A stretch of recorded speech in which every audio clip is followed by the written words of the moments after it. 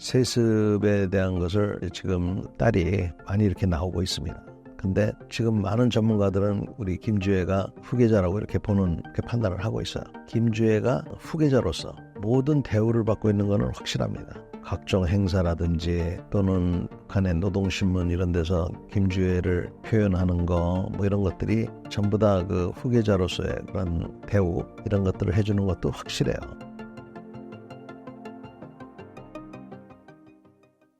안녕하십니까. 전인범 예비역 육군 중장입니다. 저는 제25대 특전사령관과 지금은 역사 속으로 지나갔지만 이기자부대 사단장을 했습니다. 남북이 초긴장 상태라고 하셨는데 최근 분위기 어떻게 보고 계신가요? 지금 이제 남북 간에 여러 가지 격앙된 얘기들이 오고 가지 않습니까? 높은 레벨에서는 이제 그렇게 말폭탄 싸움이 이루어지게 되면 이것이 말단, 비무장지대나 이런데 실제로 총구를 겨누고 있는 곳에서는 굉장히 그 긴장 상태로 발전이 됩니다. 그래서 이제 염려가 되는 거고, 그 다음에 비무장지대 외에도 바다나 또 공중에 있어서도 여러 가지 그 사건들이 있을 수가 있거든요. 공중에서는 뭐 풍선이 날아온다든지 드론이 왔다 갔다 한다든지 또 그 이외에 여러 가지 사건들이 있을 수가 있기 때문에, 그래서 긴장이 이렇게 높아질 때에는 모두가 그 실수를 하기가 좋습니다. 그래서 원치 않았던 그런 일들이 일어날 수 있어서 긴장이 고조가 되는 것이 염려가 됩니다. 북한 오물풍선에 숨은 북한의 대남 도발 의도는 무엇인가요? 60, 70년대에는 북한이 우리보다 잘 살았어요. 그래서 그때는 북한이 소위 말하는 삐라라는 거를 만들어서 남쪽에다가 막 뿌리고 우리도 이제 그렇게 선전을 하고 그러던 시대가 있었습니다. 그러다가 이제 그런 삐라를 뿌리고 하는 것이 별로 그렇게 화해에 도움이 안 되고 그래서 서로 자제를 하고 있었어요.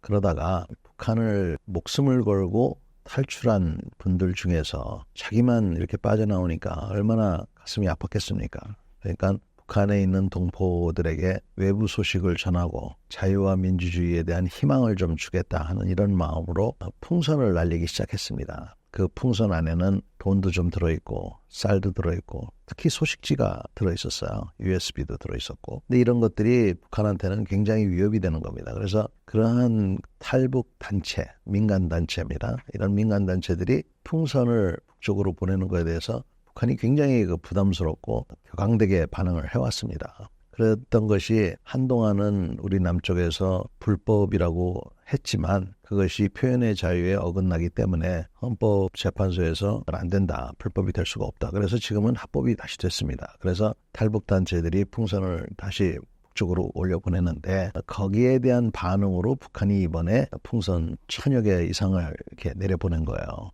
근데 그 풍선을 내려보낸 것도 내려보낸 거지만 거기다가 그렇게 쓰레기를 집어넣은 겁니다. 그래서 참 수준도 저질스럽고, 근데 또 한편 생각하면 참 어떻게 저런 생각을 해냈을까? 우리를 아주 불편하게 하는 그런 재주가 있는 거죠, 북한이.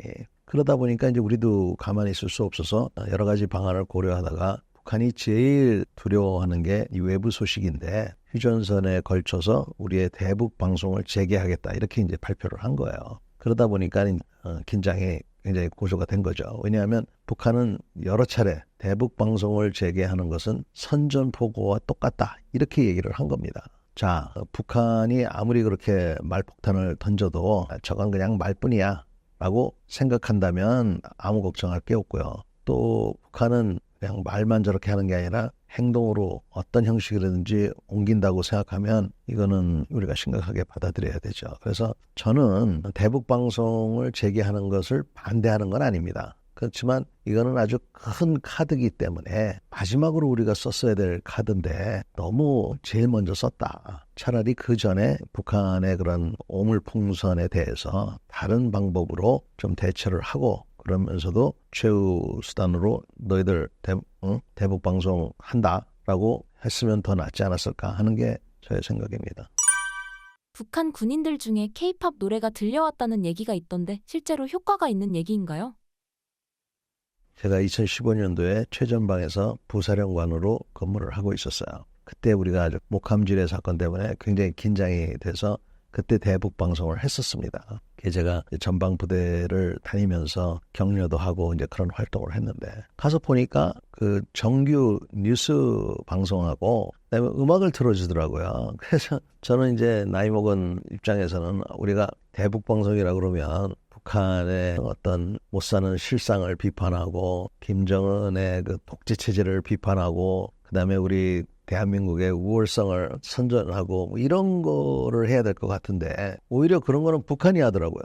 북한이 우리 대한민국도 취약점이 있잖아요. 뭐 빈부격차라든지 뭐 이런 그런 거를 꼬집어 가지고 아주 우리 아픈 데만 막 그 얘기를 하고 그다음에 이제 자기네 말도 안 되는 체제의 우월성을 막 얘기를 하고 그래서 전방에 있는 대대장들이 저보고 뭐라 그래서 북한 방송 때문에 아군 병사들이 오염될까 봐 걱정되고 오히려 이런 소리를 하는 거예요. 그래서 제가 야 이건 무슨 소리냐. 근데 우리는 이제 정규 뉴스 12시 땡 하면 뭐 KBS 뭐 6시 국군 방송 뭐 이런 그냥 우리가 듣는 뉴스예요. 뉴스하고 그 사이사이에는 음악만 틀어주는 겁니다. 그래서 야 이거 말고 우리가 좀 더 강력한 메시지를 보내야 된다 이런 생각했는데 나중에 보니까 그 음악을 들으면서 그 경계 근무를 쓰고 있던 북한 병사가 자기 몸이 움직이더랍니다. 그래서 궁금해서 그 라디오를 북한은 주파수를 고정시켜 놨거든요. 그거 바꾸면 사형이에요.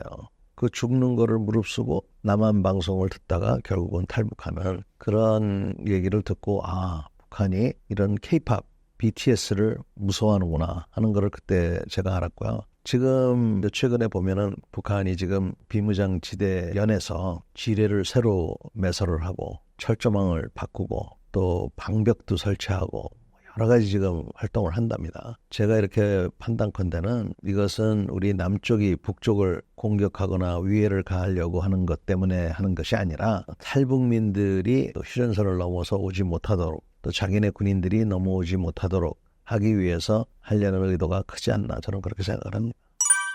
대북 방송에 대해 강하게 제지했는데 그 이유는 무엇인가요? 지금 북한이 김정은 체제로 10년이 넘었는데 그 10년 사이에 엄청난 인민의 희생을 바탕으로 핵무기를 완성을 했습니다. 그리고 지금 한반도 전체와 일본 그리고 미국의 군사기지인 괌, 하와이까지도 핵무기로 위협할 수 있는 그러한 투발수단도 완성을 했어요. 그리고 계속 개발을 하고 있습니다. 그래서 그렇게 하는 와중에 인민들의 삶이 너무나 힘드니까 한계점에 왔다고 위협을 느끼는 것 같아요. 그래서 나름대로 북한 인민들의 그 생활을 좀 개선시키려고 하는 노력을 함과 동시에 외부의 소식이 들어오지 못하도록 철저히 차단하겠다는 그러한 방침을 한 것 같아요. 그래서 전에보다도 더없이 남북이 같이 사용했던 노래 가사 또 평화나 통일 이러한 것들 그래서 우리가 더 이상 남쪽과 북쪽은 같은 민족이 아니다. 같은 한국 사람이 아니다. 라고 강조를 하고 그래서 좀 더 확대 해석을 하면 북한의 핵무기를 동족한테는 쓰기가 어렵지 않겠느냐고 우리가 많이 생각했거든요. 이제는 동족이 아니라면 사용할 수도 있는 거잖아요. 그래서 핵무기도 사용할 수 있다라는 그런 의미도 내포할 수 있을 것이고 그래서 하여간 여러 가지 목적에 의해서 외부 소식을 차단하고 또 최악의 경우에는 핵무기까지도 대량 살상 무기까지도 우리한테 사용하려고 하는 그러한 여러 가지 의미를 갖고 있는 것 같습니다. 북한 세습 상황은 어떠한가요?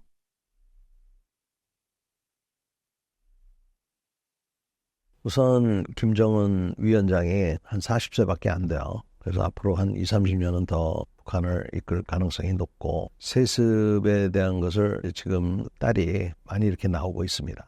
근데 지금 많은 전문가들은 우리 김주애가 그 후계자라고 이렇게 보는 이렇게 판단을 하고 있어요. 저는 아직도 조금 의구심을 갖고 있습니다. 팩트만 보자면 김주애가 김정은의 자식인 것은 확실한 것 같고 그러나 김주애보다도 오빠가 쓸 수도 있다고 지금 보는 거거든요.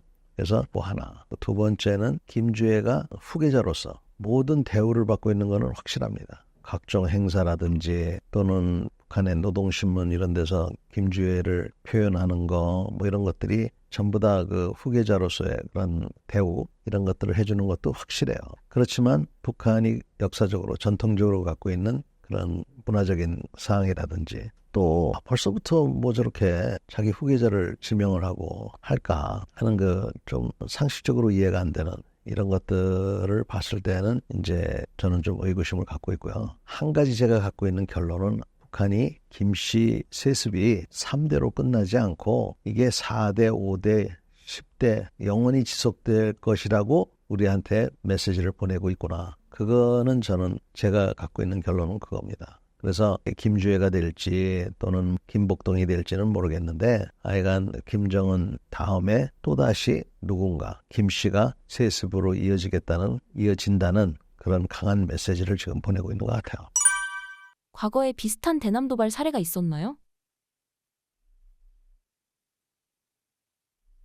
과거에는 이제 말씀드렸다시피 60년대, 80년대까지도 삐라들이 계속적으로 우리 쪽으로 내려와서 전단이죠, 전단. 이런 전단들을 가지고 북한의 체제를 선전한다든지 아니면 우리 사회의 어떤 그 취약점을 공격한다든지 이런 것들을 했고요. 우리도 전단 작전을 실시를 했었습니다. 그래서 그런 때가 있었고, 그 다음에 그런 건 아니지만 무인기를 통해서 그래서 무인기를 가지고 정찰을 하기 시작했고 또 최근 들어서는 우리 영공을 불법으로 들어와 가지고 상당히 그 위험을 초래하는 그런 일도 있었고 해서 대한민국의 하늘을 지키는 것이 그렇게 쉽지 않다는 것을 우리가 알 수가 있습니다.